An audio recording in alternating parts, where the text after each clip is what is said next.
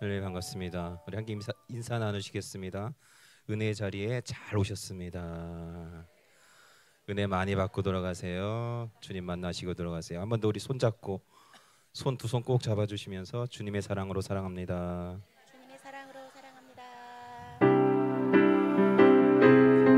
우리의 예배의 대상은 주님입니다. 우리는 주님만을 위해 찬양하며 주님만을 위해 춤을 추는 주님의 딴따라입니다. 아멘.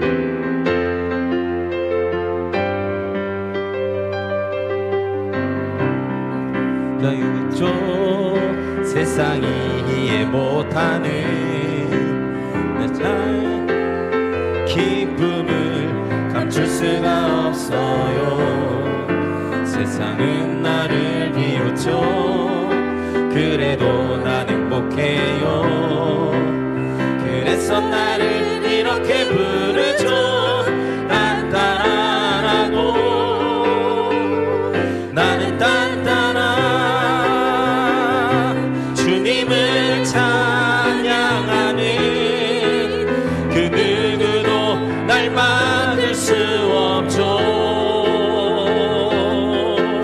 주님만을 위해 노래하는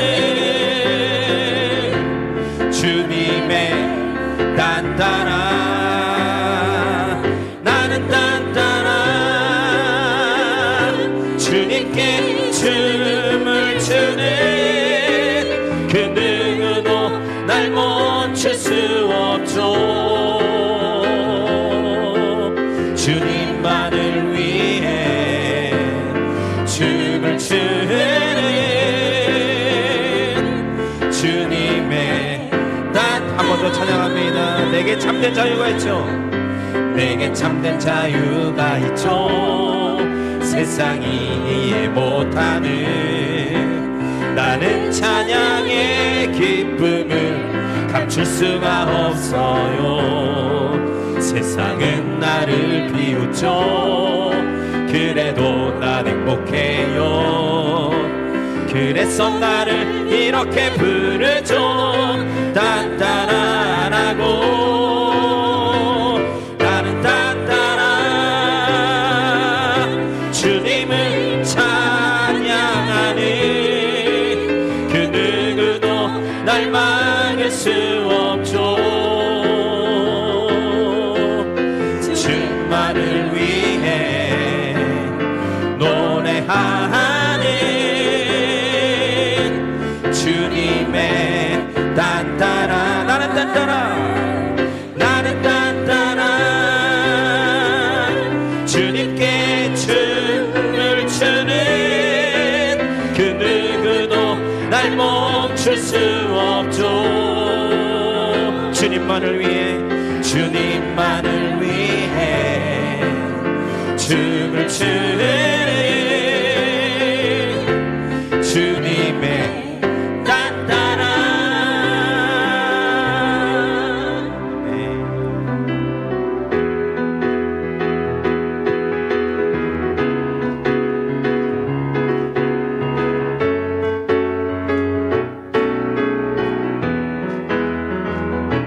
좋으신 하나님 너무나 내게 좋은 분 찬양하니 영원히 참 좋은 분. 좋으신 하나님 너무나 내게 좋은 분 찬양하니 영원히 참 좋은 분. 워워워 난 노래하리라. 내 평생 사는 동안 내 주님 함께 하시니 날 찬양하리라. 좋으신 하나님 너무나 내게 좋은 분 찬양하리 영원히 참 좋은. 난 노래하리라. 난 노래하리라. 내 평생 사는 동안 내 주님 함께 하시니 난 찬양하리라. 좋으신 하나님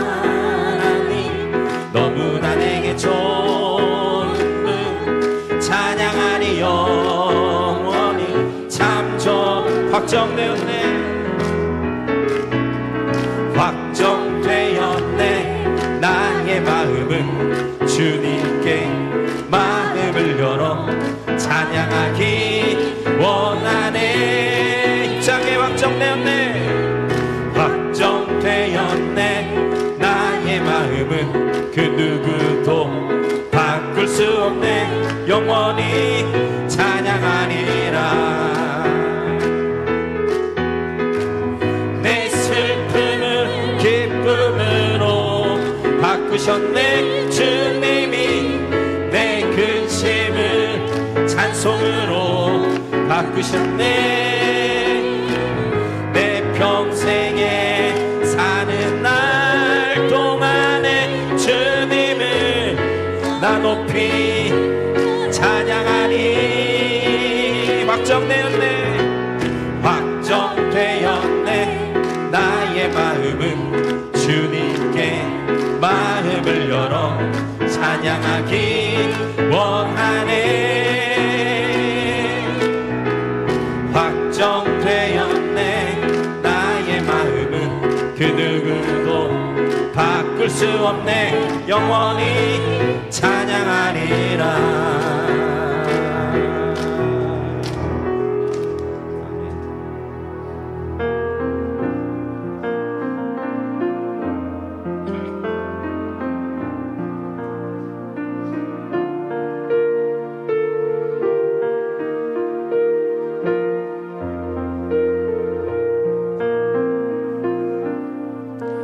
내가 처음 주를 만났을 때 외롭고 또 쓸쓸한 모습 말없이 홀로 걸어가신 길 영광을 담아버린 나 그대 정녕 그분이 내 형제 구원에 나의 영혼도 구원하려나. 의심 많은 토마처럼 내가 주를 처음 만난 날. 내가 다시 주를 만났을 내가 다시 주를 만났을 때 죄악으로 몹쓸 병든 몸 조용히 내 손 잡아 이끄시며 병든 자여 일어나거라. 눈물 흘리며 참회하였었네. 나의 믿음이 뜨거웠었네.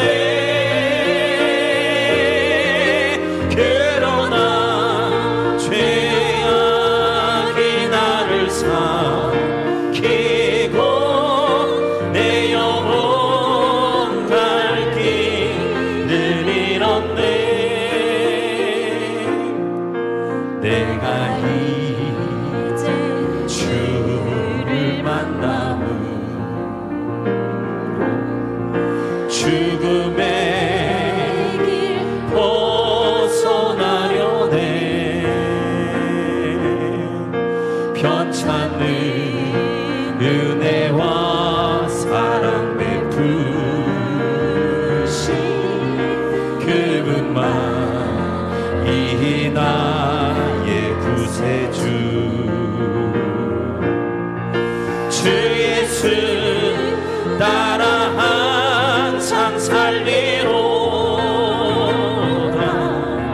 십자가 지고 따라가리라.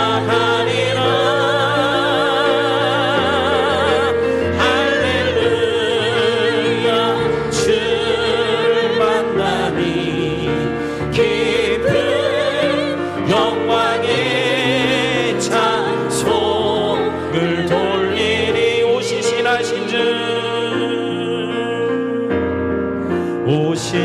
신실하신 주, 오 신실하신 주, 내 너를 떠나지도 않으리라. 내 너를 버리지도 않으리라. 약속하셨던 주님,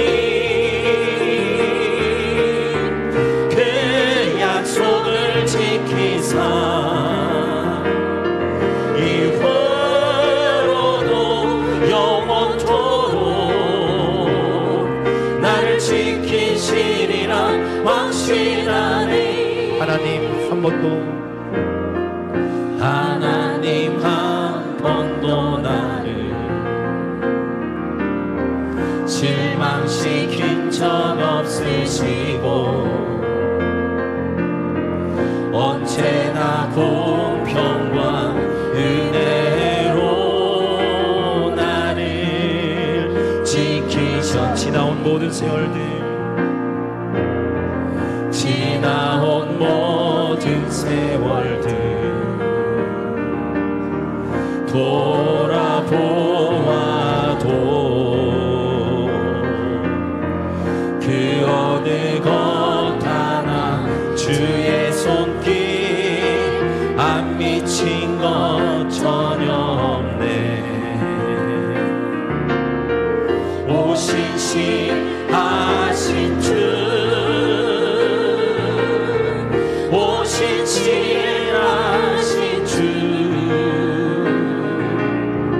내 너를 떠나지도 않으리라. 내 너를 버리지도 않으리라. 약속하셨던 주님, 그 약속을 지키사 이후로도 영원토록 나를 지키시리라 확신. 오 신실하신 주, 오 신실하신 주, 오 신실하신 주, 내 너를 떠나지도 않으리라. 내 너를 버리지도 않으리라. 약속하셨던 주님, 그 약속을 지키사 이후로도 영원토록 나를 지키시리라 확신이 오르고 영원토록 이후로도 영원토록 나를 지키시리라 확신이 오르고 영원토록 이후로도 영원토록 나를 지키시리라 확신하네. 하나님 감사합니다. 예배하게 하심을 감사합니다. 오늘 예배 가운데 하나님 임재하여 주시고 인격적으로 우리 하나님 나를 만나 주옵소서. 주님 만나고 들어가는 시간 되게 해달라고 기도해 주시고 우리 세신 사자 목사를 위해서 능력 가운데 오늘 선포하신 하나님의 말씀이 살아계신 하나님의 말씀이 되게 하여 주시고 나에게 움직이는 능력 있는 운동력 있는 말씀이 되게 해달라고 함께 기도하시고 우리 목사님 피곤치 않도록 목회 사명 잘 감당할 수 있도록 인도해 달라고 다시 함께 기도하시겠습니다. 할렐루야. 아버지 감사합니다. 오늘도 예배하게 하시니 감사합니다. 영원토록 편치 않는 하나님의 그 사랑과 하나님의 보살핌과 하나님 함께 하심을 통하여 우리가 하나님 날마다 주님을 함께 고백하며 나갑니다.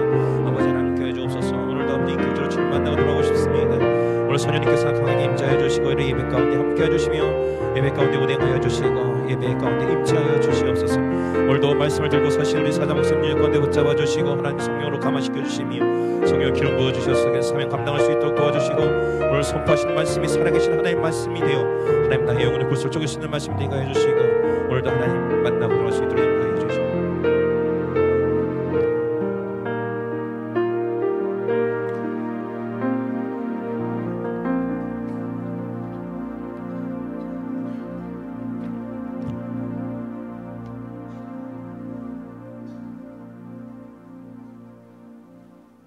다 함께 일어나셔서 묵도하심으로 거룩한 주일 아침 3부 예배를 하나님 앞에 드리겠습니다.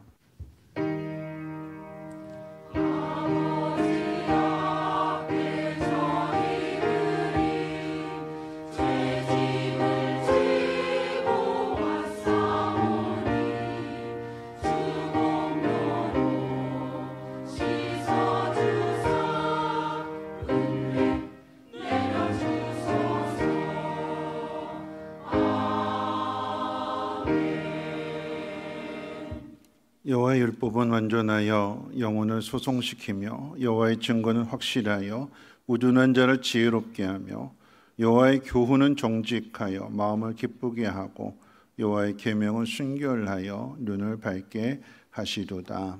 아멘. 거룩하신 하나님, 하나님 기뻐하시는 사람들, 하나님 존귀하게 여기시는 사람들을 은혜 보좌 앞으로 인도해 주심을 감사드립니다. 하나님 불러주셨사오니 하나님 이 예배를 통하여 우리의 눈을 밝게 해주시고 눈이 밝아짐으로 마음이 기뻐지게 하옵시고 마음이 기뻐짐으로 인하여서 지혜를 얻고 우리의 영혼 또한 소송케 되어줄 수 있는 거룩한 예배가 되게 하옵소서. 모든 영광 하나님 앞에 올려드리며 감사하신 예수님의 이름으로 기도합니다. 아멘. 찬송가 38장 함께 찬송합니다.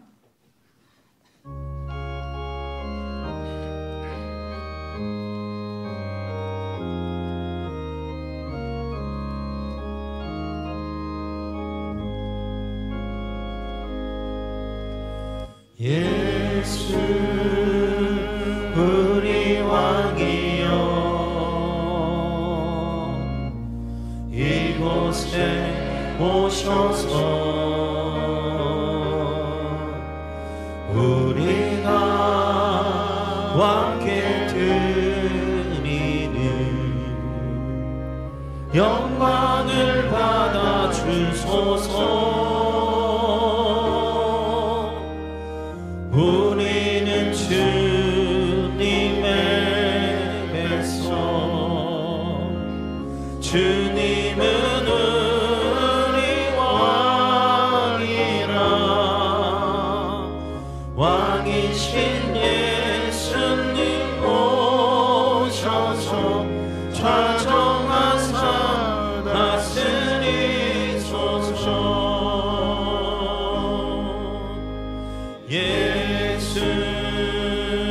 우리 주시여 이곳에 오셔서 우리가 주께 드리는 찬양을 받아 주소서.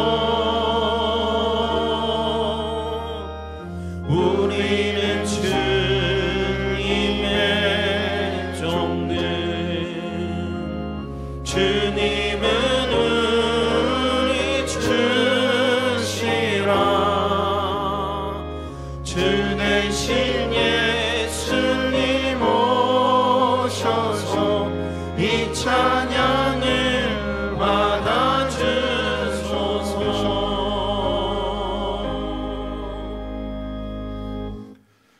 교독문은 103번 함께 교독합니다. 찬송가 되는 교독문은 103번입니다.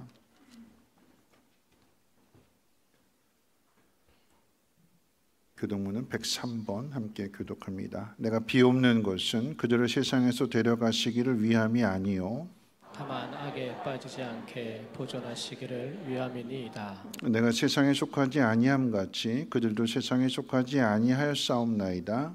그들을 진리로 거룩하게 하옵소서. 아버지의 말씀은 진리니이다. 아버지께서 나를 세상에 보내신 것 같이 나도 그들을 세상에 보내었고 또 그들을 위해 내가 나를 거룩하게 하오니 이는 그들로 진리로 거룩함을 얻게 하려 함이니이다. 아버지께서 내 안에 내가 아버지 안에 있는 것 같이 그들도 다 하나가 되어 우리 안에 있게 하사 세상으로 아버지께서 나를 보내신 것을 믿게 하옵소서.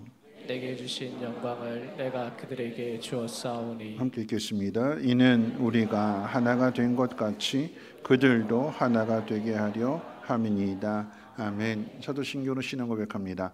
전능하사 천지를 만드신 하나님 아버지를 내가 믿사오며 그 외아들 우리 주 예수 그리스도를 믿사오니 이는 성령으로 잉태하사 동정녀 마리아에게 나시고 본디오 빌라도에게 고난을 받으사 십자가에 못 박혀 죽으시고 장사한 뒤 사흘 만에 죽은 자 가운데서 다시 살아나시며 하늘에 오르사 전능하신 하나님 우편에 앉아 계시다가 저리로서 산 자와 죽은 자를 심판하러 오시리라. 성령을 믿사오며 거룩한 공회와 성도가 서로 교통하는 곳과 죄를 사하여 주시는 곳과 몸이 다시 사는 곳과 영원히 사는 것을 믿사옵나이다. 아멘. 다 함께 앉으셔서 찬송가 620장 찬송 후에 임성군 장로님 기도해 주시겠습니다.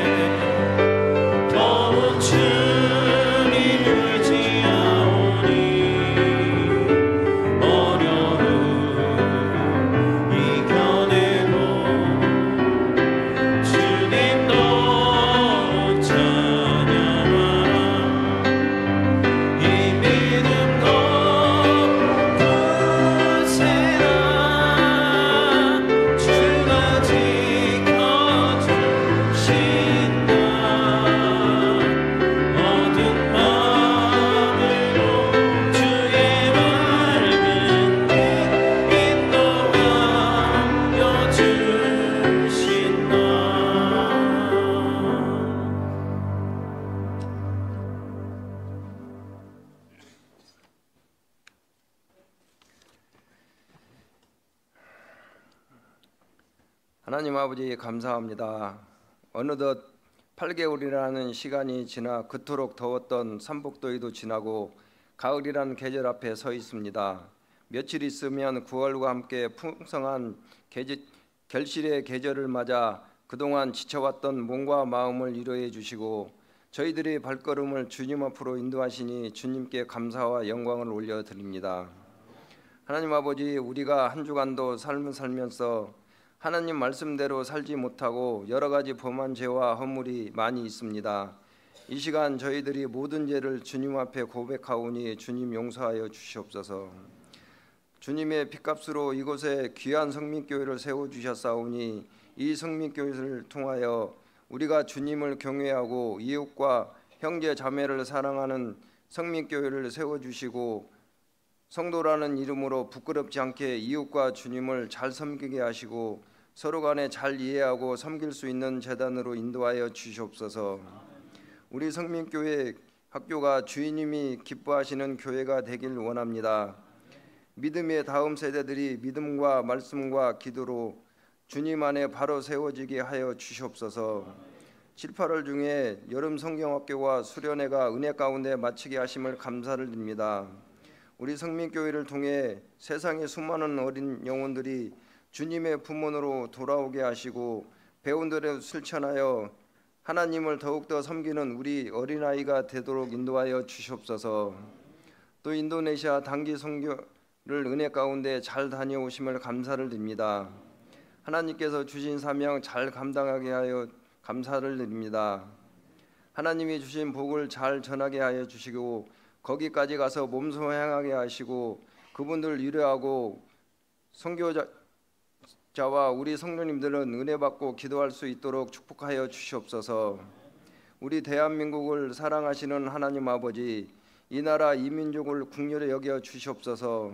대통령과 유정자들이 하나님이 주시는 지혜와 용기로 이 나라를 힘있고 바르게 세워가는 정치인들이 되게 하여 주시옵소서. 오늘도 단위에 서신 담임 목사님을 기억하시어 말씀을 선포하실 때 우리의 길을 열어주시고 하나님이 말씀을 듣고 기쁨으로 순종하여 구원의 확신을 갖게 하여 주시옵소서. 찬양대에 함께 하시어 찬양을 올릴 때 하늘의 보좌에서 찬양을 받아 주시옵고 찬양 가운데 주님과 사랑과 은혜가 넘치는 찬양이 되게 하여 주시옵소서. 오늘 또 이곳저곳에서 예배를 돕는 이들에게 하늘의 신령한 복을 주시옵소서. 존귀하신 예수님으로 기도드립니다. 아멘.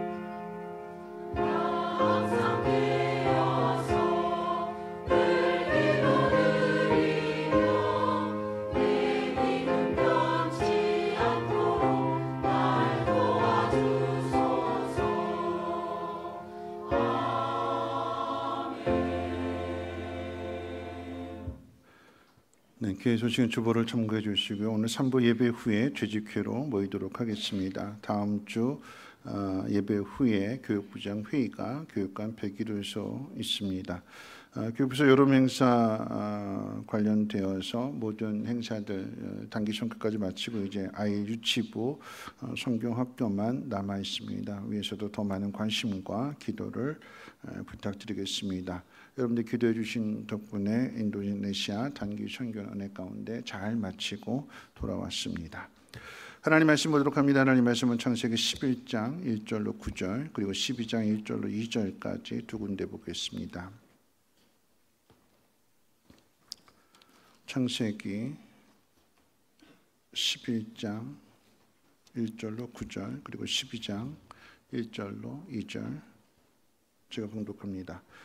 온 땅의 언어가 하나요 말이 하나였더라. 이에 그들 동방으로 옮기다가 신할 평지를 만나 거기 거류하며 서로 말하되 자 벽돌을 만들어 견고히 굽자 하고 이에 벽돌로 돌을 대신하며 역청으로 진흙을 대신하고 또 말하되 자 성읍과 탑을 건설하여 그 탑 꼭대기를 하늘에 닿게 하여 우리 이름을 내고 온 지면에 흩어짐을 면하자 하였더니 여호와께서 사람들이 건설하는 그 성읍과 탑을 보려고 내려오셨더라. 여호와께서 이르시되 이 무리가 한 족속이요 언어도 하나이므로 이같이 시작하였으니 이후로는 그 하고자 하는 일을 막을 수 없으리로다. 자, 우리가 내려가서 거기서 그들의 언어를 혼잡하게 하여 그들이 서로 알아듣지 못하게 하자 하시고 여호와께서 거기서 그들을 온 지면에 흩으셨으므로 그들이 그 도시를 건설하기를 그쳤더라. 그러므로 그 이름을 바벨이라 하니 이는 여호와께서 거기서 온 땅의 언어를 혼잡하게 하셨음이니라. 여호와께서 거기서 그들을 온 지면에 흩으셨더라. 12장 1절과 2절도 봅니다. 여호와께서 아브라함에게 이르시되 너는 너의 고향과 친척과 아버지의 집을 떠나 내가 네게 보여줄 땅으로 가라. 내가 너로 큰 민족을 이루고 네게 복을 주어 내 이름을 창대하게 하리니 너는 복이 될지라. 아멘. 이 말을 찬양대 찬양해 있겠습니다.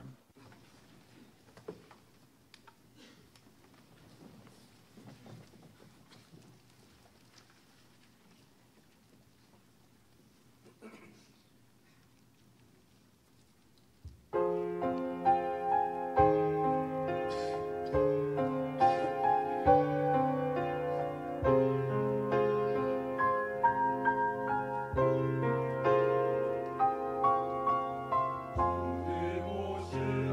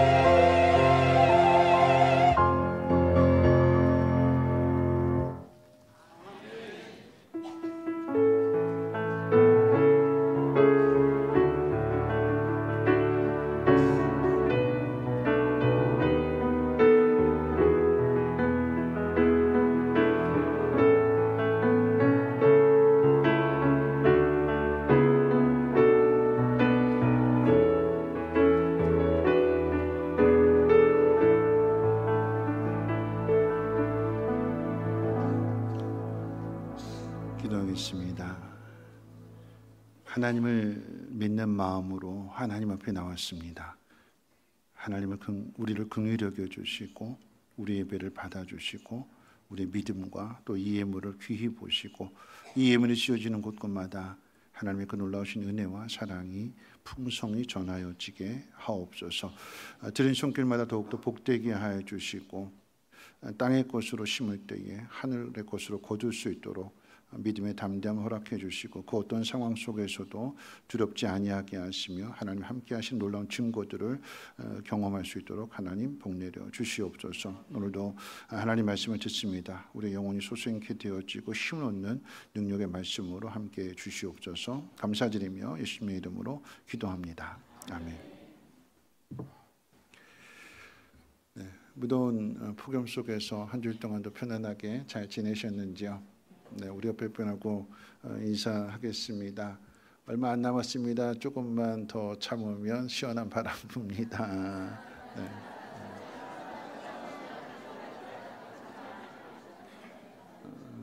네. 네. 그런 말 하잖아요, 그렇죠? 강해서 이기는 것이 아니라 이기는 사람이 강한 사람이 되는 거죠. 잘 참고 인내하게 될 때에 오늘보다 더 좋은 날이 있을 줄로 믿습니다. 그래서 광복절이 왔잖아요. 그렇죠? 1945년 8월 15일은 일본 제국의 패망으로 인해서 한국이 일제 식민지로부터 해방된 날입니다. 2024년 8월 15일은 그로부터 79년이 지난 날이고요. 일본은 일찍이 근대 문명을 받아들인 후에 근대식 무기를 앞세워서 조선의 주권을 빼앗았었습니다. 식민지로 삼았고 이 땅의 것들을 수탈해 갔습니다. 이것을 이제 제국주의라고 말하게 되는데 일본을 일제라고 말하는 것은 일본 제국주의를 줄여서 일제라고 부르는 것입니다. 일본은 여기서 그치지 않고 더 많은 자원을 확보하고 더 거대한 블록 경제 체제를 구축하기 위한 대동아 전쟁을 일으켰습니다.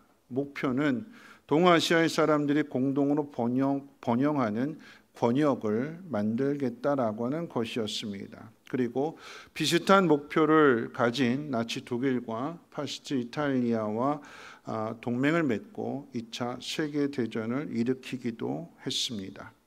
일본의 이 야욕은 미국을 중심으로 한 연합군에게 패배함으로써 허물어졌습니다. 그리고 그럼으로써 우리는 8.15의 광복을 맞이할 수 있었습니다. 지난 월요일부터 금요일까지 성민교회 장년부가 인도네시아 단기 선교를 다녀왔습니다. 그 일정 가운데 목요일 날 이제 8월 15일이었는데 8월 15일에 일정을 마치고 저녁에 이제 숙소로 돌아왔을 때 그때가 이제 저녁 한 9시 반쯤 됐어요. 그때 이제 호텔 숙소에 있는 카페에 팀들이 모여가지고 이제 마무리를 하는데 그 카페 벽에 이런 광고 문구가 붙여져 있었어요. 8월 17일 모든 메뉴 17% 세일. 카페였는데 그때 이제 커피값이 한 4,000원 정도 했는데 우리 김한보 장로님이 쏘셨어요. 이제 쏘셨는데 한 4,000원 정도 했는데 17% 세일이면 얼마일까요? 한 3,500원 정도 할까요? 그 순간적으로 17일에 왔으면 17% 세일이었는데 하는 생각이 들더라고요. 8월 17일 17% 세일. 8월 17일 날 17%로 세일해 주는 이유는 8월 17일이 인도네시아 독립기념일이기 때문에 그러합니다. 우리나라는 8월 15일이 독립기념일이고요. 인도네시아는 8월 17일이 독립기념일입니다.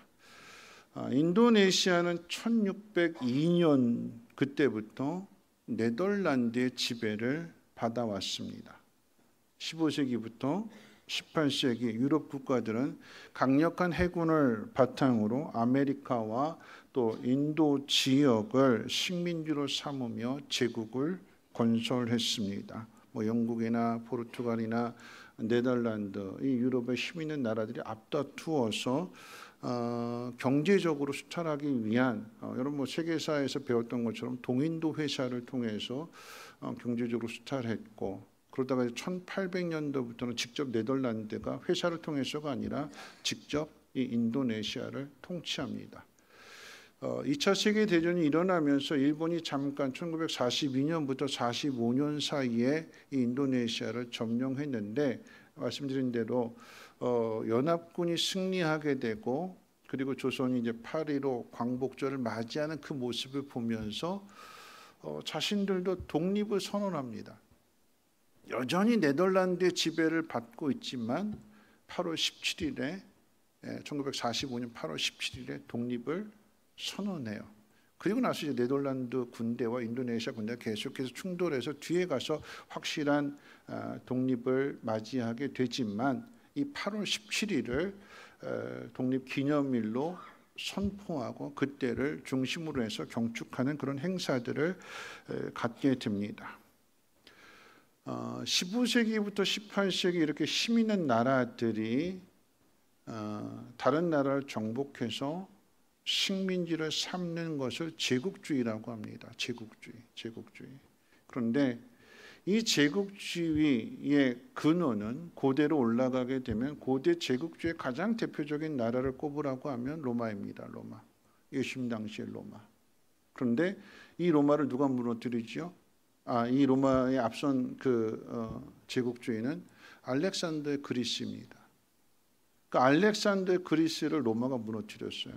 알렉산더 그리스 그 전에는 페르시아였습니다. 페르시아 그 전에는 바벨론이었고 바벨론 전에는 아수르였습니다. 아시리아가 오리엔트 지역을 최초로 통일했고 다시 시간의 순서대로 얘기하면 아수르, 바벨론, 페르시아, 그리스, 로마 그리고는 이제 유럽의 국가들 그리고는 이제 일본도 거기에 독일과 함께 동참하게 되는 그래서 세계 2차 전쟁을 일으키는 것이었습니다. 오늘 이제 왜 제가 이 이야기를 하는가 하면 오늘 본문에 등장하게 되는 한 사람이 이 바벨론과 아시리아의 시조가 됩니다. 제국주의의 원조가 되는 그 이야기가 오늘 본문 가운데 기록되어져 있습니다. 하나됨의 세 번째 이야기로 오늘은 바벨탑 이야기를 생각해 보려고 합니다. 바벨탑의 이야기는 국가가 어떻게 시작되었는지를 우리에게 가르쳐 줍니다. 정확하게 구분해서 말씀을 드리면 세상 나라의 시작입니다. 제가 세상 나라라고 표현하는 것은 가인의 후손들이 노아의 홍수로 인한 그 심판을 당한 뒤에 노아의 세 아들 중에 저주를 받은 함의 자손들을 통해서 이 세상 나라가 세워지기 때문입니다. 그 대표가 니므롯입니다. 이에 반대하는 나라는 하나님의 나라입니다. 하나님의 나라는 노아의 첫째 아들 셈의 후손들을 통해서 세워지게 되고 그 대표는 아브라함입니다. 오늘 이 세상 나라와 하나님의 나라를 함께 대조해서 생각해 보려고 합니다. 먼저 세상 나라에 대한 이야기인데요. 이 세상 나라의 모습 속에 죄가 어떻게 이어지는지를 여러분 마음속에 또 머릿속에 기억하시기를 바라겠습니다. 오늘 읽은 말씀 중 2절에 보면 우리 2절 말씀 같이 한번 읽어볼까요? 오늘 본문 2절 같이 한번 읽어봅니다. 시작. 신할 평지를 만나 거기 거류하며 그들이 동방으로 옮기다가 그랬어요. 그들 바벨탑을 쌓으려고 하는 그들이라고 하는 것은 앞에 있는 10장에서 소개되고 있는 함의 자손들입니다. 그 함의 자손들 가운데 우리 말씀 또 한번 읽어볼 텐데요. 10장 8절 말씀 한 장 앞으로 가셔서 10장 8절 말씀 같이 한번 읽어볼까요? 함께 읽겠습니다. 시작. 구스가 또 니므롯을 낳았으니 그는 세상의 첫 용사라. 여러분 이 8절 말씀에서는 세상의 첫 용사라고 했고 9절에 가서는 그가 아주 큰 사냥꾼이라고도 했어요. 자, 그리고 나서 이제 10절부터 12절, 10장 10절부터 12절도 한번 읽어봅니다. 시작. 그의 나라는 시날 땅의 바벨과 에렉과 아갓과 갈레에서 시작되었으며 그가 그 땅에서 아수르로 나아가 니느웨와 르호보딜과 갈라와 및 니느웨와 갈라 사이에 레센을 건설하였으니 이는 큰 성읍이라. 유다를 망하게 한 바벨론과 북이스라엘을 망하게 한 아수르의 조상으로서 니므롯이 등장해요. 그가 나라를 세웠습니다. 근데 그 나라는 신할 땅의 바벨론으로부터 시작해서 아수르 니느웨에 이르게 되는 아주 거대한 나라고 큰 성읍이었다는 이야기입니다. 삶이 고달프고 힘들 때 사람들은 니므롯 같은 영웅을 기다립니다. 니므롯 같은 영웅 밑에 있으면 삶이 편해집니다. 누군가 나를 괴롭히려고 할 때에 이 니므롯이 막아주는 거고, 어디로 가야 할지 알지 못할 때 니므롯이 앞서가게 되면 방패처럼 막아주면서 그 길을 걸어가면 그 뒤를 따라가면 돼요. 니므롯은 큰 사냥꾼이라고 했기 때문에 사냥한 고기, 비록 다 먹는 건 아니겠지만 그거 남겨주는 부스러기만이라도 그를 따라가게 되면 그 부스러기를 얻을 수 있기 때문에 그 삶이 편안하다고 생각해서 이런 니므롯 같은 영웅이 나타나 주기를 기다립니다. 그래서 고대에도 보면 이 니므롯 같은 이 영웅이 신과 같은 그런 강력한 힘을 가지기를 바라는 마음에서 헤라클레스가 등장하게 되는 것이고, 현대에 와서는 지구를 지키는 슈퍼맨, 고담 시기를 지키는 배트맨이 등장하는 것입니다. 요즘 들어와서는 이게 더 확대돼서 뭐 이제 어벤져스가 등장하잖아요. 배트맨, 슈퍼맨뿐만 아니라 뭐죠? 이렇게 딱 아이언맨, 울버린, 이렇게 이런 별의별 초능력을 가진 영웅들이 등장을 합니다.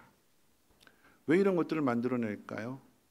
이런 초능력을 가진 사람들이 지구를 지켜줬으면 좋겠고, 내 삶을 좀 편안하게 지켜줬으면 좋겠고, 악당으로부터 보호해 줬으면 좋겠다라고 하는 그런 마음 속에서 이런 영웅들을 만들어냅니다. 인도네시아에서 이제 비행기를 타고 오는 동안에 비행기 안에서 이제 영화를 이제 보게 됐는데, 12.12 사태를 그린 서울의 봄이라고 하는 영화를 봤습니다. 영화를 보신 분들도 많이 계시겠지만 천만 영화니까 그 영화 내용 중에 인상적인 대사가 있었습니다. 그러니까 전두환을 전두광으로, 노태우를 노태권으로 이렇게 각색해가지고 이렇게 영화를 만들었는데, 그 내용 가운데 이제 전두광을 비롯한 하나회가 쿠데타를 일으켰는데 뜻대로 되지 않았습니다. 쉽게 이제 서울을 장악할 줄 알았는데 이택식이라고 하는 이 사령관이, 수도경비 사령관이 아주 지혜롭게 잘 막아냈어요. 그러니까 뜻대로 되지 않게 되니까 시간이 지나게 되면 이 쿠데타를 일으킨 사람들이 불리하게 되니까 그 안에서 막 동요가 일어나요. 이 하나회에 말하자면 전두환이 거의 뭐 계급으로 따지게 된다 그러면 소장이었으니까, 투스타였으니까 막내뻘이에요. 그 위에 선배들도 많고 뭐 3스타, 4스타 뭐 이렇게 다 있는데 뜻대로 되지 않게 되니까 이 선배들이, 이 위에 있는 상급자들이 마음의 동요를 일으키면서 전두환에게 다그칩니다. 야, 네가 시작했으니까 뭐라도 어떻게 해봐. 네가 책임져. 막 동요하면서 다 자기들 이제 포기하겠다고 그래, 떠나겠다고 그래. 그때 그러니까 이 전두광이 배짱은 있었던 것 같아요. 문을 딱 열어놓고 이야기합니다. 누구든지 함께하지 않겠다고 하면 지금 이 문 나가라. 문 닫힌 다음에 다시 들어올 수 없다. 문 열어놓고 나가라. 그랬더니 그때 비로소 이제 마음이 하나가 되면서 이 전두환한테 모든 걸 다 넘기는 거예요. 전두환이 모든 것들을 다 이끌어갑니다. 그러면서 이제 화장실에 자기도 두려웠고 자기도 떨리는데 배짱 하나 가지고 그렇게 딱 이야기해 놓고는 화장실 가서 이런 대사를 합니다. 노태권한테 이렇게 이야기해요. 사람들이 명령을 내리는 것을 좋아하는 것 같지만 아니야. 사람들은 누가 나를 좀 지배해 줬으면, 누가 나를 좀 다스려 줬으면 하는 본성을 가지고 있어. 제 나름대로 아마 그 대사가 이 서울의 봄이라고 하는 이 영화의 가장 핵심적인 대사가 아닐까, 그런 생각을 가져봤어요. 왜냐하면 이 전두광 쿠데타를 일으킨 사람들에게만 그런 모습이 나타나는 것이 아니라 반대로 이 쿠데타를 막겠다라고 하는, 이 서울을 지키겠다라고 하는 그 사람들 속에도 이 이태식이라고 하는 수도경비 사령부를 사령관을 중심으로 그 위에 상관들이 있고 더 높은 사람들이 있는데, 목숨을 걸고 이 서울을 지키겠다라고 하는 이 이태식 이 사령관 그 앞에 다 도망쳐와요. 자기들이 지켜야 될 그 영역을 포기하고 어떻게든지 네가 한번 막아봐라 그러면서 다 숨어 들어와. 계급이고 뭐고 상관이 없습니다. 그러면서 이 전두광이 비웃어요. 야, 장관이고 뭐고 다 필요 없어. 다 바보들이고 병신들이고 비겁쟁이들이고, 책임지려고 하는 일은 아무도 하려고 하지 않고, 누군가 일을 좀 책임져 줬으면 좋겠다, 누군가 자신들을 좀 이끌어 줬으면 좋겠다, 계급이고 뭐고 다 상관이 없대요. 근데 우리들의 모습도 그렇지 않을까요?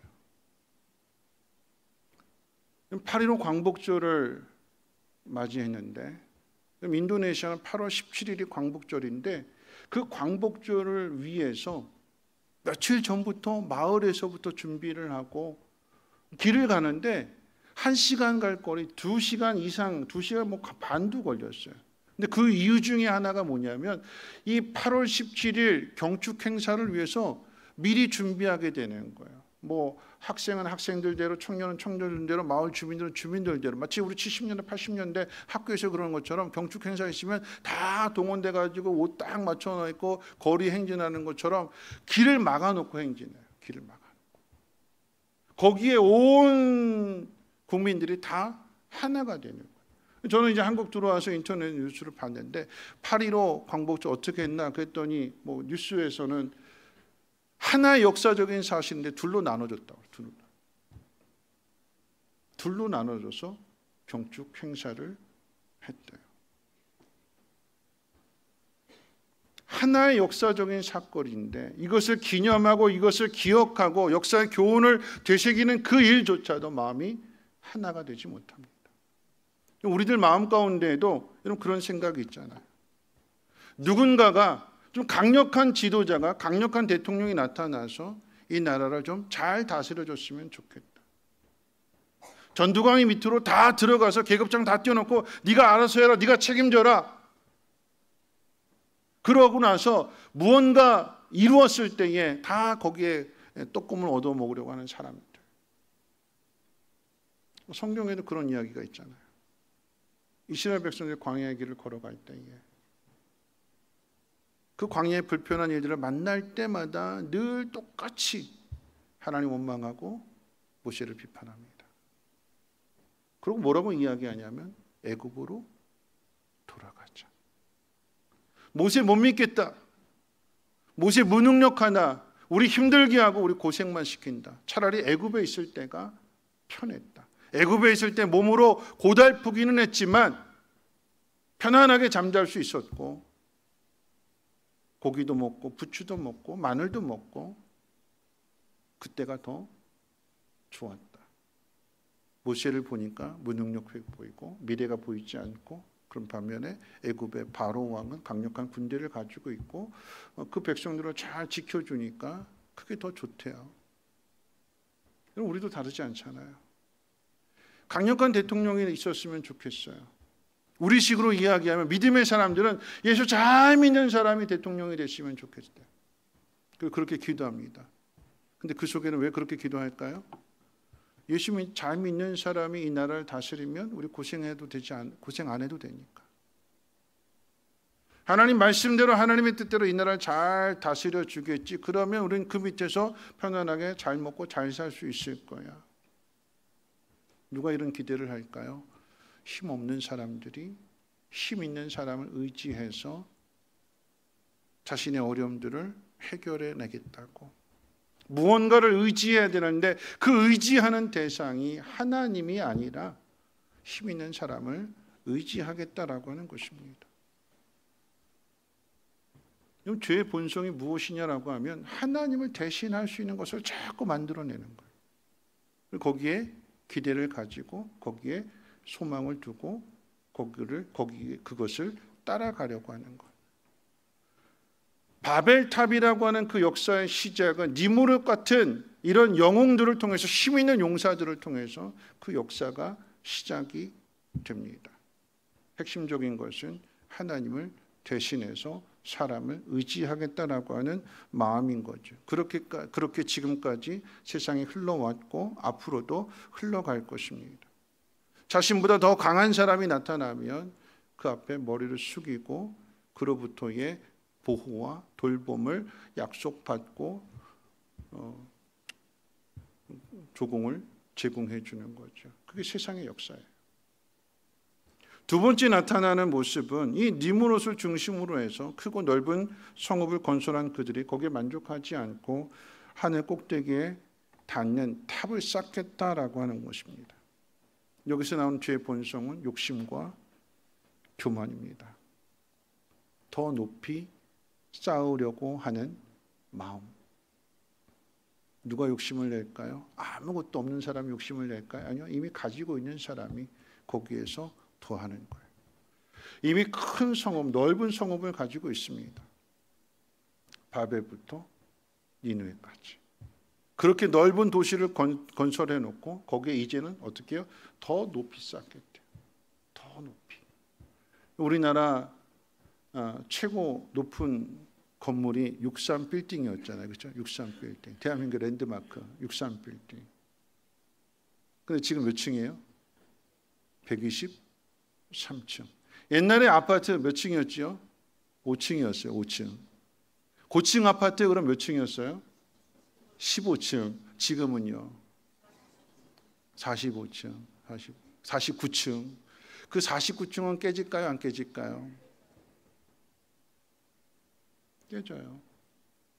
왜냐하면 123층 이 롯데타워의 가장 핵심적인 층은 45층이 아니잖아요. 그렇죠? 제일 높은 곳에서 한강 뷰를 볼 수 있는 가장 높은 거, 더 높은 거. 123층 깨집니다. 더 높은 곳을 쌓겠대요. 더 높이 쌓는 것에 필요한 것이 기술입니다. 그래서 여러분 이제는 힘이 뭐냐면 기술이 곧 힘이 되는 거예요. 오늘 말씀 같이 한번 읽어볼까요? 3절 말씀 같이 한번 읽어봅니다. 3절 함께 읽겠습니다. 시작. 서로 말하되 자 벽돌을 만들어 견고히 굽자 하고 이에 벽돌로 돌을 대신하며 역청으로 진흙을 대신하고 햇빛에 말린 벽돌이 아니라 돌이 아니라 불로 구워서 내구력이 강한 벽돌을 통해서 탑을 쌓겠대요. 그리고 그 벽돌과 벽돌을 이어주는 것이 진흙이 아니라 역청으로 하는데 역청. 헬라어에서 이 역청을 어떻게 번역했냐면 아스팔트로 번역했어요. 아스팔트. 도로에 있는 아스팔트. 길이 아니라 그냥 진흙이 아니라 그 길을 단단하게 하기 위해서 어떻게 해요? 아스팔트를 덮잖아요. 벽돌과 벽돌을 단단하게 깨지지 말라고 무너지지 말라고 어떻게 해요? 아스팔트로 덮대요. 기술입니다. 기술. 기술을 더하는 거예요. 오늘날의 이 시대는 기술이 힘이 되었어요. 여러분 구소련과 미국이 냉전 시대에 접어들면서 전에는 2차 세계대전을 통해서 싸웠어요. 근데 지금은 이제 냉전 시대 되니까 뭘 가지고 서로 싸우냐? 달나라에 누가 우주선 먼저 보내느냐? 그거 가지고 싸워요. 전쟁을 못하게 되니까 그만한 기술을 확보하겠다라고 하는 것이고 그런 기술을 통해서 뭘 만들어내냐? 핵무기 만들어내는 거죠. 누가 핵무기를 가졌느냐에 따라서 세상을 지배하는 나라가 되기 때문에 그 가장 강력한 무기를 만들어요. 여러분 한번 생각해 보세요. 핵무기 만들어가지고 핵무기 터뜨리면 어떻게 될까요? 다 죽지요. 북한의 김일성이 핵무기를 터뜨렸어요. 눌렀어요. 대한민국을 향해서 핵무기를 쏩니다. 그럼 대한민국은 어떻게 할까요? 가만히 있을까요? 그래서 우리도 이제 핵무기 만들려고 그러는 거잖아요. 그렇죠? 핵무기 만들어서 핵무기 서로 가지고 있다면 러시아와 미국이 싸울 때 한쪽에서 핵무기 쏘면 어떻게 가만히 당할까요? 아니죠. 나 죽고 너 죽자. 같이 쏘는 거예요. 그럼 어떻게 해요? 다 죽어요. 만들어서 그거 사용하면 다 죽는데 그러면서도 만들어요. 죽는 길을 인간의 지혜를 다 동원해서 그거 만들고 있어요. 그게 바벨탑이래요. 인간이 가지고 있는 이 지혜, 하나님이 선하게 바르게 사용하라고 주신 건데 이 지혜를 가지고 사람을 죽이는 무기를 만들고 군림하기 위한, 더 많은 것을 차지하기 위한, 더 높이 쌓기 위한 그곳에 그 기술을, 그 지혜를, 그 머리를 사용하고 있는 것이 인간의 죄성입니다. 바벨탑을 쌓는 가장 중요한 이유가 무엇이냐? 오늘 말씀 가운데 보면 흩어짐을 면하자는 거였어요. 흩어짐. 다시 말하면 하나님이 노아 홍수 이후에 흩어져서 살라고 말씀하셨는데 그 하나님의 뜻을 거역하겠다라고 하는 것입니다. 홍수를 경험해 봐서 이제는 그 홍수의 범위보다 더 높은 탑을 쌓게 되면, 하늘까지 이르게 되면, 비는 하늘에서 내리는 건데 우리가 탑을 쌓아서 하늘까지 올라가게 되면, 설마 하늘에 하나님이 있는데 하나님이 설마 하늘에까지 비를 내리겠느냐, 하늘까지 망하게 하겠느냐. 우리가 하늘까지 높이 올라가면 거기는 망하지 않는다. 하늘까지 올라가 보자. 그래서 탑을 쌓는 거예요. 망하지 않기 위해서, 심판당하지 않기 위해서. 여러분, 사람이 얼마나 어리석은가 하면 하나님 말씀을 믿으면 이렇게 수고하지 않아도 되는데, 하나님 뭐라고 말씀하셨어요? 홍수 이후에 물로 세상을 다시 심판하지 않겠다고 무지개를 통해서 약속해 주셨잖아요. 근데 그 약속을 믿으면 이 고생하지 않아도 되는데 하나님 약속의 말씀을 믿지 못하니까 어떻게 해요? 탑을 높이 쌓아보자. 우리의 이름을 한번 내보자. 흩어짐을 면해보자. 결국 핵심은 하나님의 뜻을 거역하는 불순종입니다. 그래서 탑을 쌓는 거예요. 그 결과가 무엇일까? 어떻게 됐을까요? 하나님께서 인간이 건설하는 것을 보시려고 내려오셨다고 그랬고, 그걸 막으시기 위해서 인간의 언어를 혼잡하게 하셨다고 그랬어요. 서로 알아듣지 못하게 되니까 그 역사가 그쳐지게 되는 것이고, 서로 말이 같은 사람들끼리 흩어지게 되는, 그래서 그 민족이 파생이 되게 되는 거죠. 그걸 이름을 바벨이라고 지었어요. 여러분, 이 바벨은 지명 이름이기도 하지만 이 바벨의 이 사건을 통해서 교훈하는 바벨의 뜻은 혼란입니다. 혼잡. 하나님께 순종하지 않고 인간만의 수고만으로 무언가를 이루겠다라고 하는 그 일의 결과는 혼란입니다. 내가 노력해서 장차올 하나님의 심판을 면하겠다라고 하는 그 노력의 결과는 혼란입니다. 돈 많이 벌어놓고 내 노후를 준비하겠다고 열심히 달려가는데, 이런 그 길을 하나님 막으시면 그 인생은 혼란입니다. 사타가 멈추었기 때문에 그 성을 건축한 사람들의 이름은 없습니다. 단지 어리석은 그 인간의 역사에 대한 교훈을 위해서 쌓은 성의 이름만 바벨이라고 남겨져 있습니다. 바벨. 그 성을 쌓은 사람들, 이름을 내려고 쌓은 사람들의 이름은 그 어디에도 찾아볼 수가 없어요. 바벨만 남겨져 있습니다. 그럼 저는 땅이 없어요. 제 이름으로 된 집도 없어요. 근데 이상하게 그 핸드폰 이렇게 유튜브를 딱 보는데 부동산 소개하는 유튜버가 계속 저한테 날라와요. 어느 땅이 뭐 좋다, 이렇게 관심도 없는데, 돈도 없는데. 근데 그 유튜브 중에 하나 이렇게 본 게 뭐냐면, 남해 바닷가 앞에 아주 그 넓은 펜션 단지를 짓는데, 그런데 그 짓는 사람이 100억을 들여서 그 땅을 사고 이제 펜션 여러 동을 지었어요. 근데 이 거의 마무리 단계에서 망해버려, 부도가 났어요. 나름대로 생각하기를, 여기다 이제 펜션을 개발해 놓으면 사람들이 몰려오겠지. 그러면 이 펜션을 통해서 나와 내 자손들이 편안하게 잘 먹고 잘 살겠지 해가지고 거기에 100억을 들였어요. 쫄딱 망했습니다. 그 부동산 업자가 그 소개해주는 그 유튜버가 그렇게 이야기를 해요. 여기에 누가 여행 바캉스 올 사람이 없대요. 그 앞에 더 좋은 곳이 많아 굳이 여기까지 올 사람들이 없대요. 그런데 욕심에 눈이 먼 사람은 사람들이 몰려올 곳이라고 생각해서 100억을 투자했다 쫄딱망해요. 그게 어느 정도까지 내려갔냐? 경매가 21억까지 이렇게 내려갔는데 그마저도 유찰될 때 여러분 다 지어놨어요. 거의 90%. 근데 이름이 없어요. 펜션에 이름이 없어요. 중단됐기 때문에.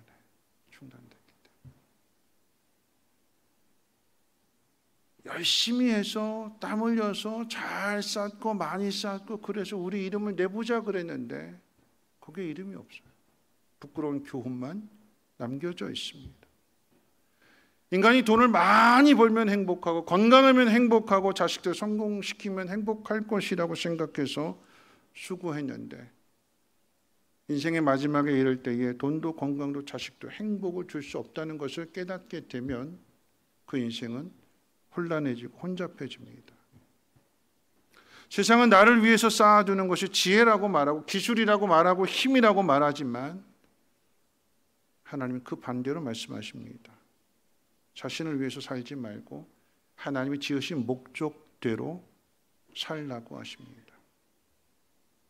그것이 인간 인생의 혼잡과 혼란을 막는 길이에요. 하나님이 가는 그 길과 같은 방향으로 가야지 그렇지 않고 반대 방향으로 가려고 한다면 그 인생은 혼란해지는 거예요. 그게 바벨의 역사입니다. 여러분 그래서 그 혼잡한 세상 나라들 속에서 하나님이 하나님의 나라를 세우시는데 그 대표가 아브라함입니다. 하나님의 나라는 노아의 세 아들 가운데 셈의 후손을 통해서 시작이 됩니다. 그 셈의 후손 가운데 아브라함에게 찾아오셨습니다. 하나님의 나라가 어떻게 시작되는지를 잘 보셔야 돼요. 어떻게 시작이 될까요? 아브라함에게 찾아오셔서 하나님이 약속을 주세요. 약속을. 그 약속의 말씀이 오늘 본문 가운데 1절과 12장 1절과 2절의 말씀입니다. 우리 같이 한번 읽어볼까요? 12장 1절과 2절 말씀 같이 한번 읽어봅니다. 시작. 너는 너의 고향과 친척과 아버지의 집을 떠나 내가 내게 보여줄 땅으로 가라. 내가 너로 큰 민족을 이루고 내게 복을 주어 내 이름을 창대하게 하리니 너는 복이 될지라. 여러분 이 말씀을 앞에 있는 11장 4절 말씀과 비교해서 한번 읽어보십시오. 11장 4절 말씀도 같이 한번 읽어볼까요? 함께 읽겠습니다. 11장 4절 시작. 또 말하되 자 성읍과 탑을 건설하여 그 탑 꼭대기를 하늘에 닿게 하여 우리 이름을 내고 온 지면에 흩어짐을 면하자. 바벨탑을 쌓는 목적은 우리가 힘을 합해서 한번 탑을 높이 쌓아서 우리 이름도 내보고 흩어짐을 면하자. 하나님의 뜻에 한번 대항해 보자. 이게 바벨탑을 쌓는 목적이에요. 그런데 하나님은 아브라함에게 나타나셔서 뭐라고 약속해 주시냐면 내가 너에게 복을 준다. 내가 너를 큰 민족이 되게 할 거고 내가 내 이름을 창대하게 해줄 거다. 누가 해주신대요? 하나님이 해주신대요. 우리가 힘을 합하고 힘을 모으고 기술을 모아서 그래서 우리 이름을 한번 내보자. 하나님을 대항해서 한번 살아보자 하는 그런 세상 나라에 대하여 하나님은 아브라함에게 내가 너를 큰 민족을 이루게 할 거고 내 이름을 창대하게 해줄 거다. 그래서 세상과 반대가 되는 거예요. 세상은 열심히 모으려고 합니다. 열심히 싸우려고 합니다. 그런데 하나님 뭐라고 말씀하시느냐? 너의 본토, 친척, 아비 집을 떠나서 내가 너에게 지시할 땅으로 가라. 너 혼자 가라라고 하는 얘기예요. 너 하나면 충분하다라고 하는 이야기예요. 많은 것을 모아서 이룰 수 있는 것이 아니라 하나님의 일은 하나님의 나라는 너 하나로 충분하다. 너 하나로 시작할 거야. 왜요? 하나님이 함께 하신다. 하나님이 그 일을 이루어 주신다니까. 많은 자손이 필요한 것이 아닙니다. 이삭 하나면 된대. 많은 땅이 필요한 것이 아닙니다. 여러분, 가나안 땅에 간 아브라함은 그가 한 평생을 살았는데 그곳에서 75세에 떠나서 거의 100년 가까이 살게 되었는데, 여러분, 그곳에서 아브라함이 가진 땅은 아내 묻을 막벨라 굴 하나 돈 주고 산 것밖에 없어요. 근데 하나님이 아브라함의 그 자손들을 통해서, 이삭을 통해서, 야곱을 통해서, 야곱의 12아들을 통해서, 그리고 요셉을 통해서 하나님 약속하신 것을 이루어 주시잖아요. 아브라함이 자기 이름을 내려고 열심히 탑을 쌓은 것이 아니라 하나님 말씀 가운데 순종했더니 하나님은 약속하신 것을 이루어 주셨습니다. 세상 나라 앞에 하나님 나라를 보여주신 거예요. 하나님의 나라는 하나님이 일하시는 나라요. 하나님의 백성은 그 하나님 믿고 어떻게 해요? 순종하며 가면 되는 거예요. 오늘 우리에게 주어진 상황이 어떤 상황이냐? 오늘 그래서 아브라함의 이 이야기가 우리에게 교훈이 되는 거예요. 그가 태어나고 그가 자라고 모든 것을 다 갖춘 그 갈대아 우르에서 시작이 되는 것이 아니라 미래를 알 수 없는, 거기가 어딘지 전혀 알 길 없는 그곳에 하나님께서 말씀해 주시고 가라고 하시니까 그저 순종하며 가는 것뿐이었는데, 하나님이 발걸음을 인도해 주시고 애굽으로부터 막아주시고 지켜주시고 약속하신 것을 이루심을 통하여서 아브라함은 믿음의 조상이 되는 것이고 그 후손을 통해서 이스라엘 나라가 세워지게 되는 것입니다. 환경의 문제가 아닌 거죠. 믿음의 문제입니다. 그 말씀을 정리할 텐데요. 인간의 나라는 자꾸 무언가를 자꾸 뭉치는 거예요. 많이 쌓아두려고 합니다. 많이 모아서 자기를 과시하려고 해요. 나 이런 사람이야. 그게 세상의 나라래요. 왜 정복하려고 하는 걸까요? 왜 굳이 전쟁을 일으키는 걸까요? 백성들이 다 원하는 걸까요? 아니요. 자기 이름 드러내려고. 나 이런 사람이야 라고 하는 것을 과시하려고. 그에 비해 하나님의 나라는 자기를 드러내는 것이 아니라 자기를 낮추는 것이고 사랑하는 데 있어요. 그럼 인도네시아 단기 선교를 다녀왔는데 가기 전부터 참 많은 일들이 있었어요. 정말 러시아도 그렇고 필리핀 그 갈 때보다도 인도네시아 갈 때가 참 많은 일도 있었고 기독교도 참 많았어요. 근데 인도네시아 딱 갔을 때 사역을 다 마치고 나서 에클레시아 그 교회 목사님의 아들이 저한테 핸드폰으로 이렇게 딱 번역을 해가지고 저한테 이렇게 딱 보여줬어요. 무슨 내용이냐면 예수님의 사랑을 보여주신 성민교회의 모든 분들의 그 노고에 깊은 감사를 드립니다. 그 에클레시아 교회의 담임 목사님이 되는 그 무사 목사님이 성민교회에 참 감사하다고 그랬어요. 그리고 예수님을 찬양한다고 고백했습니다. 우리가 힘이 있어서 간 것이 아니라 오늘 저녁에 이제 단기 선교 보고를 하게 될 터인데 우리가 하고자 하는 것이 미용 봉사였고 음식 봉사였고 그 다음에 이제 미싱 김학부 장로님, 김신덕 권사님 가셔가지고 미싱 가르쳐주고 가방 만들어주고 이렇게 3가지 사역이었어요.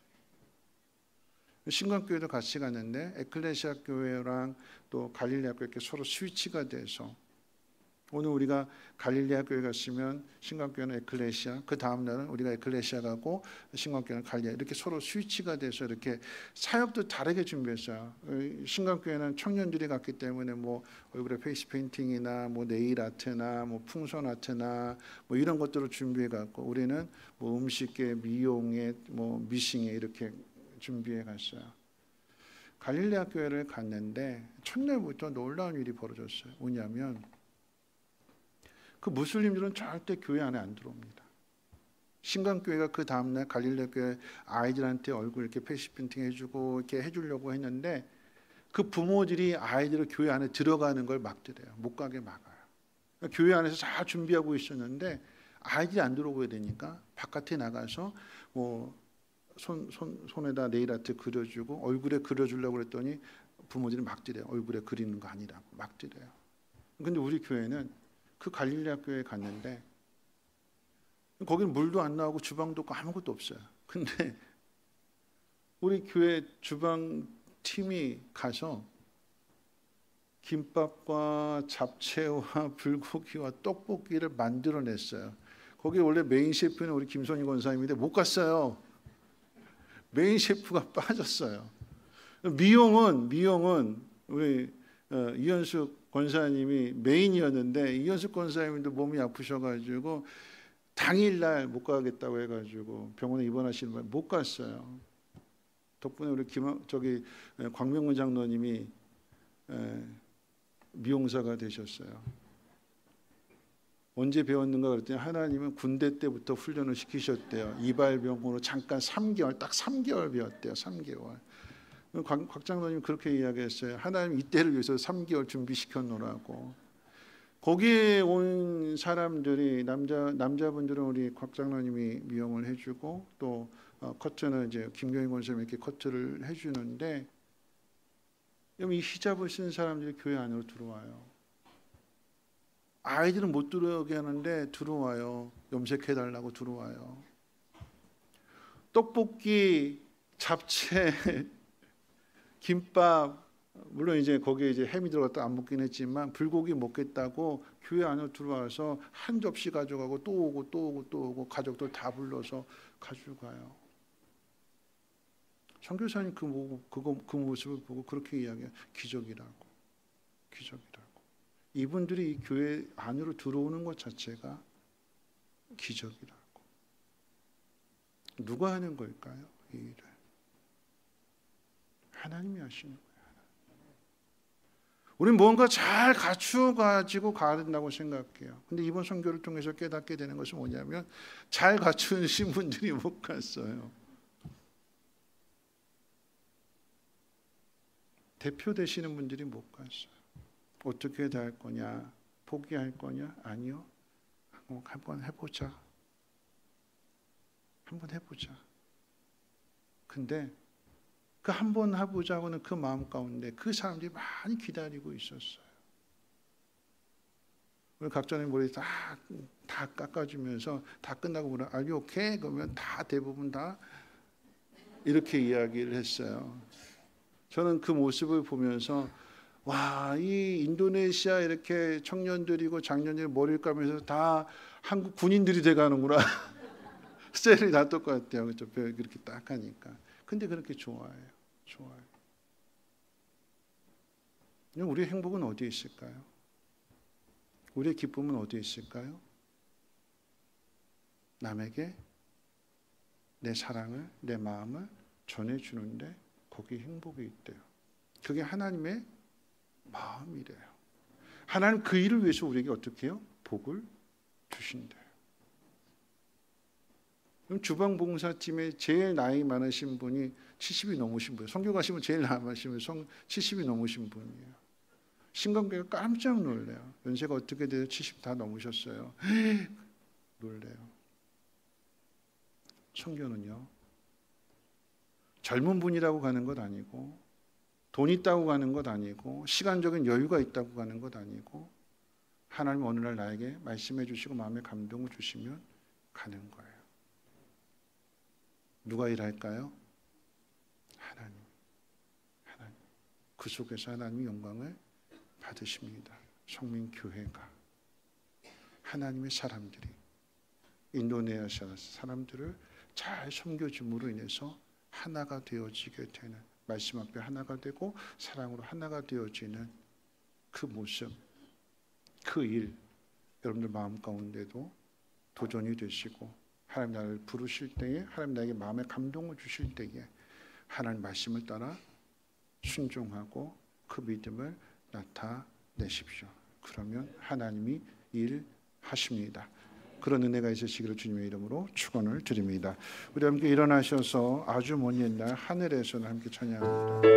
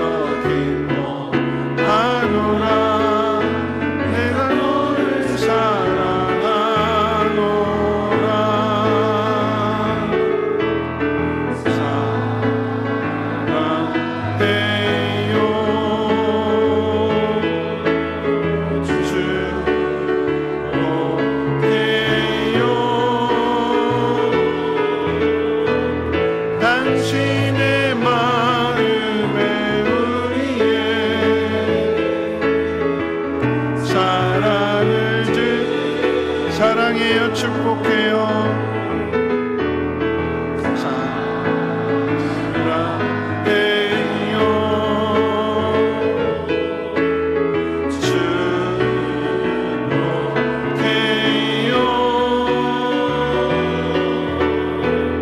당신의 마음에 우리의 사랑을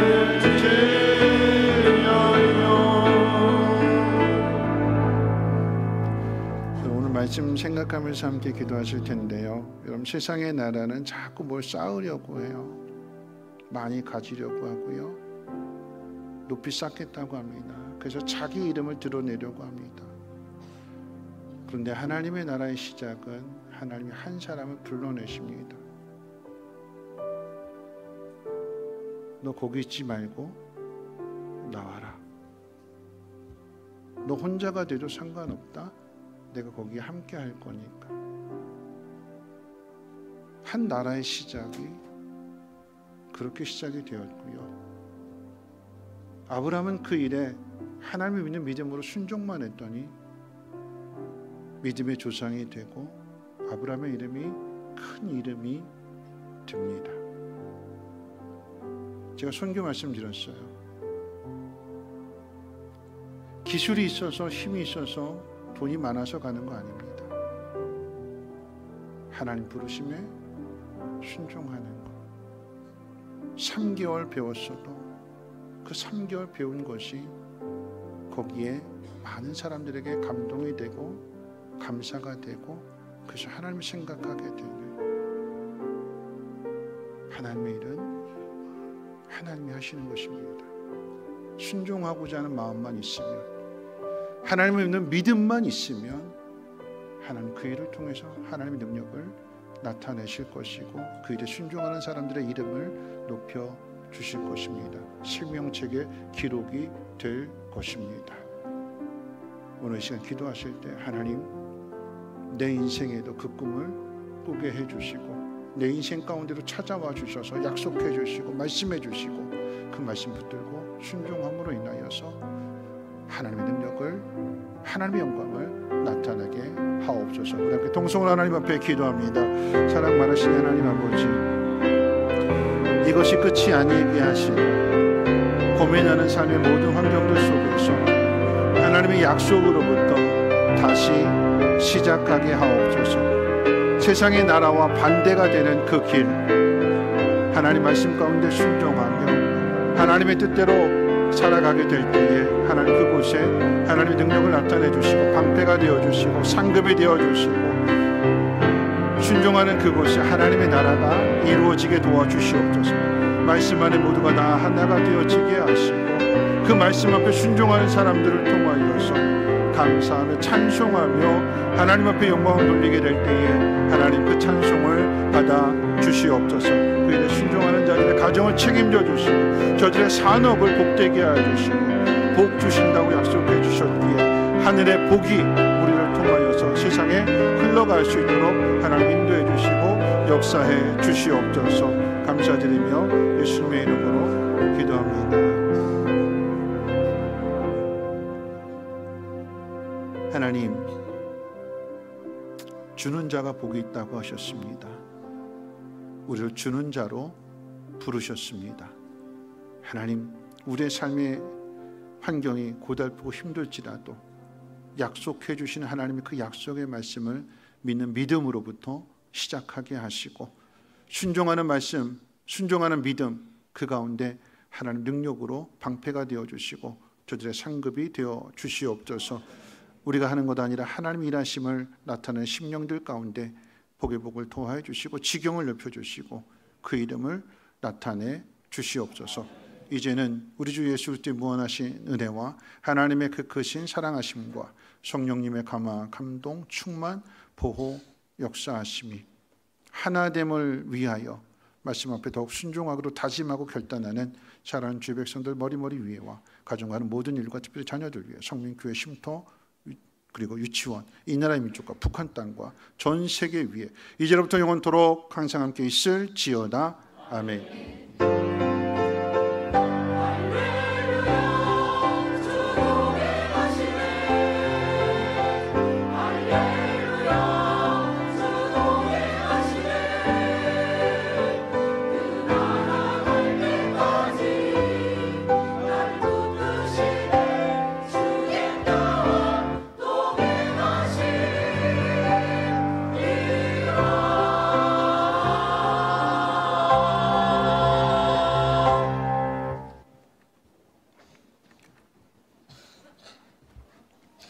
예배 마치고 이어서 재직회로 모이도록 하겠습니다. 가지신 분들, 집사님, 안수 집사님, 장로님, 권사님들 가지 마시고 재직회에 참여해 주시기를 바라겠습니다.